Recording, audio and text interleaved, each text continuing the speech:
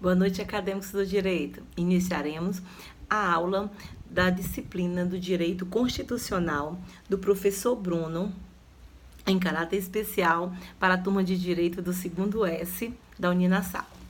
Nossa aula 1 trata de repristinação.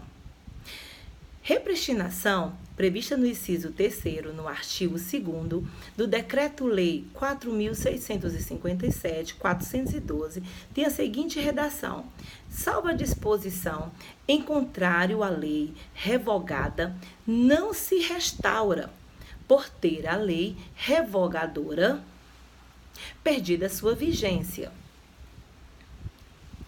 Diante da redação e a fim de criarmos um entendimento comum e trazer aí um conceito em busca do conhecimento, vamos levantar algumas inquietações. Meu cantinho é bonito.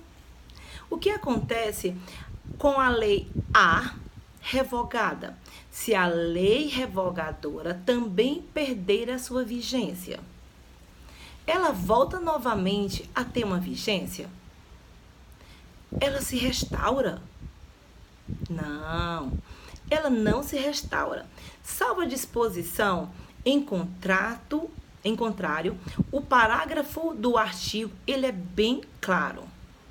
Por exemplo, se tivermos uma lei A que foi revogada por uma tal outra lei B, essa lei A de 2011 e essa lei revogadora, a lei B, é de 2014. Essa lei B, ela veio revogar a lei A. Só que essa lei B, ela é especial, ela é temporária. Ela tem um prazo de vigência, de vigor. Quando terminar esse prazo, esse vigor, essa lei volta ou esgota? Como fica? Eu pergunto, a lei A se restaura? Ela vai voltar automaticamente a ter vigência? Não, ela não volta a ter vigência, porque no Brasil nós não adotamos a repristinação automática. Só voltará a ter vigência novamente se a lei estiver expresso. Na lei B, volta a ter vigência. Aí sim. Mas se não tiver expresso, não. Vou citar outro exemplo mais claro. Digamos que um município ele tem uma lei X. Foi publicado uma lei em 2011. E essa lei determina que um repasse para uma instituição sem fins lucrativos fosse permanente, a PAI da vida. Continuamente por mês eles dariam R$1.000. E agora? E em 2014 veio uma outra lei publicando que teria um aumento para R$1.500 mensal. Só que essa nova lei publicada em 2014, ela também diz que ele vai vigorar até fevereiro de 2015. E agora, quem vai ficar atuando após esse prazo? Eu pergunto, volta a lei A? Novamente a ter vigência? A lei A se restaura por ter a lei B de 2014 perdido seu vigor? Não, a lei A não volta a ter vigência. Como eu disse, aqui no Brasil nós não adotamos a repristinação automática. Ela só voltaria a ter vigência se na lei B estivesse ali escrito: olha, a partir de fevereiro de 2015, voltará a ter vigor novamente. E não a lei A, que era de R$1.000. Aí sim, caso contrário, nós não teremos a repristinação. Não teremos a repristinação automática no Brasil, né? Para fechar uma conclusão sobre repristinação, seria quando a lei revogada volta a ter vigor a partir do momento que a lei revogadora perdeu a sua vigência. No Brasil, nós não vamos ter a repristinação automática, salvo se estiver expresso na lei. Se não estiver, não teremos. Direito Constitucional, aula 2, da recepção da norma e a renovação.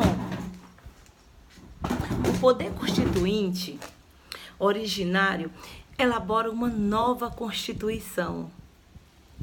A nova Constituição revogada, a nova Constituição revoga a Constituição anterior, chamada de aberrogação, e constitui um novo ordenamento jurídico. O Brasil não adotou a teoria da desconstitucionalização, segundo a qual a Constituição antiga seria recepcionada como norma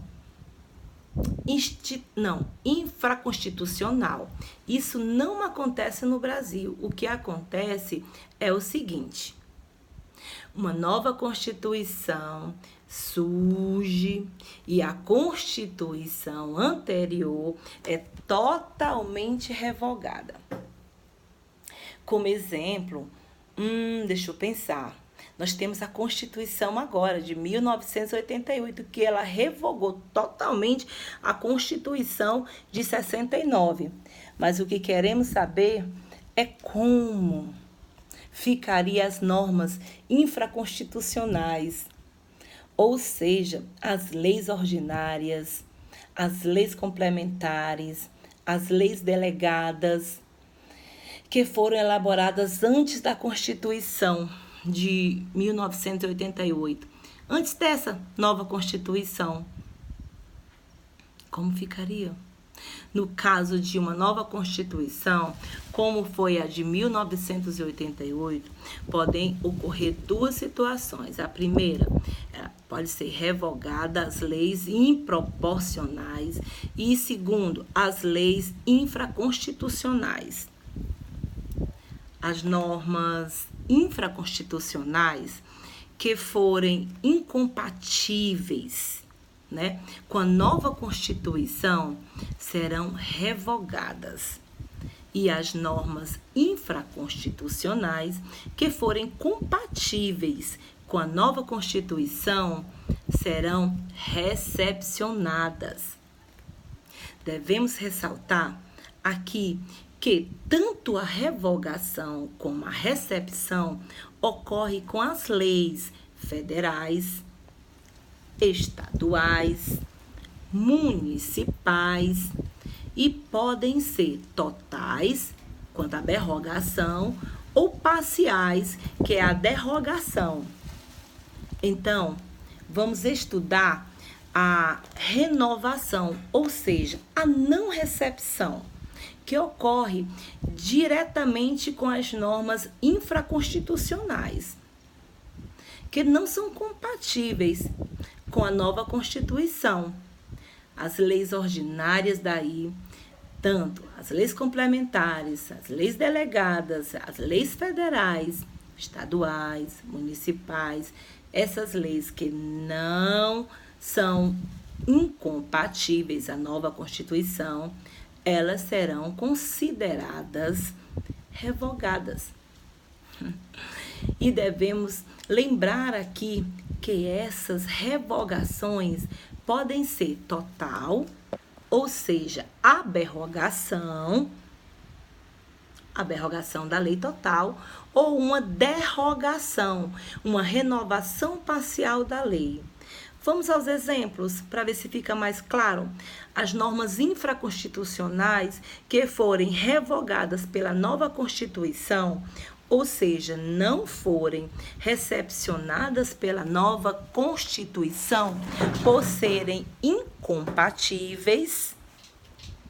Exemplo, a lei de número 5.250/97, lei da imprensa, não foi recepcionada pela Constituição de 1988, conforme decidido pelo STF, número 130/97, exemplo de revogação parcial, o que o artigo do decreto-lei 509 de 89, que tratava da isenção tributária da ECT, não foi recepcionada pela Constituição de 1988. Já a CLT foi parte recepcionada e parte revogada pela Constituição de 88, sobretudo aquelas disposições que tratavam da desigualdade entre o homem e a mulher.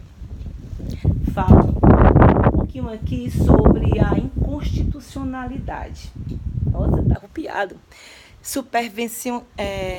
Quero ressaltar que as normas infraconstitucionais anteriores à nova Constituição, que são incompatíveis com ela, elas são revogadas. Porque a gente não diz que não é inconstitucional, pelo simples motivo que a inconstitucionalidade nasce com a norma. Uma norma, quando ela nasce, ela pode ser constitucional ou ela pode ser inconstitucional.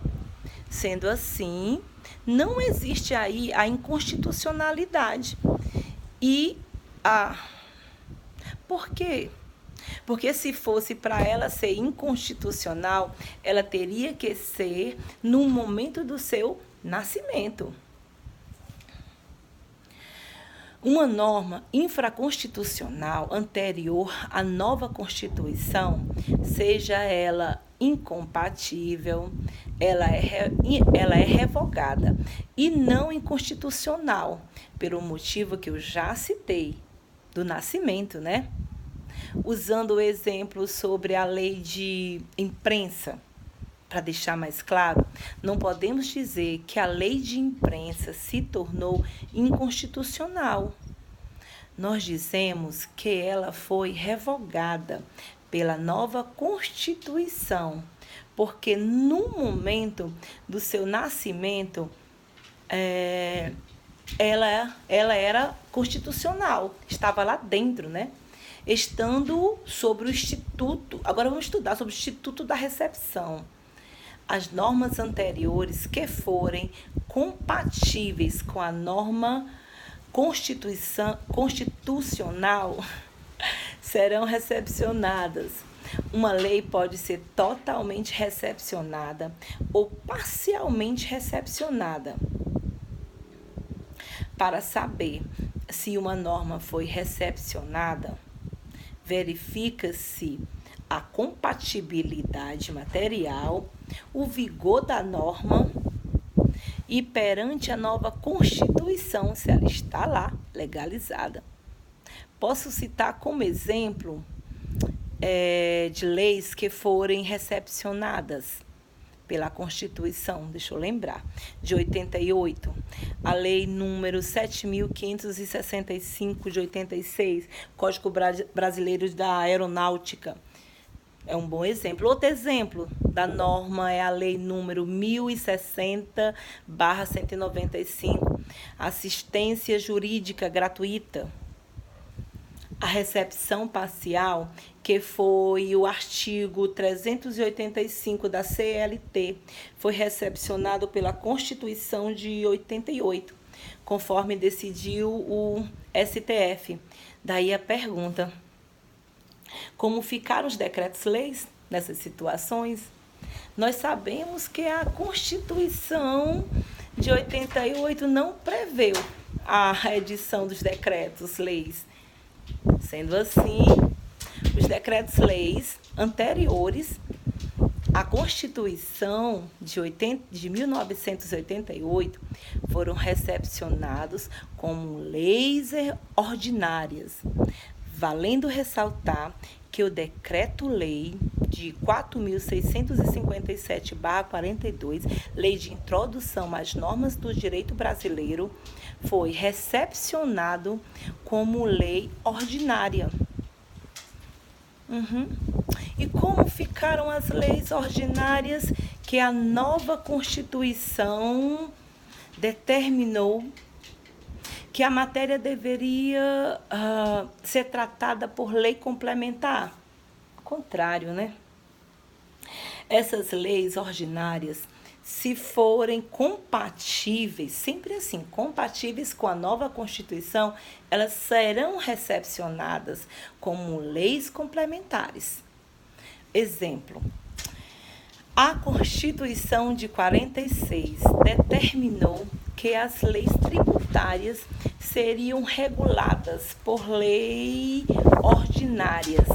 Já a Constituição de 69 determinou que seriam por leis complementares. Sendo assim, as normas tributárias anteriores à Constituição de 69 foram recepcionadas como leis complementares. A mesma situação ocorre quando a nova Constituição determina que uma norma deve ser regulada por lei ordinária. E a lei anterior é uma lei complementar. Nesse caso, a lei complementar será recepcionada como lei ordinária. Vamos concluir nossa aula lembrando dos pontos mais importantes, aqueles típicos que caem em prova. O poder constituinte ordinário elabora uma nova Constituição, questão de prova. A nova Constituição revoga a Constituição anterior, a aberrogação, e institui um novo ordenamento. As normas infraconstitucionais anteriores que forem incompatíveis com a nova Constituição serão revogadas. As normas infraconstitucionais anteriores que forem compatíveis com a nova Constituição, essas serão recepcionadas. A todos vocês, boa noite. Professor, está aqui o trabalho.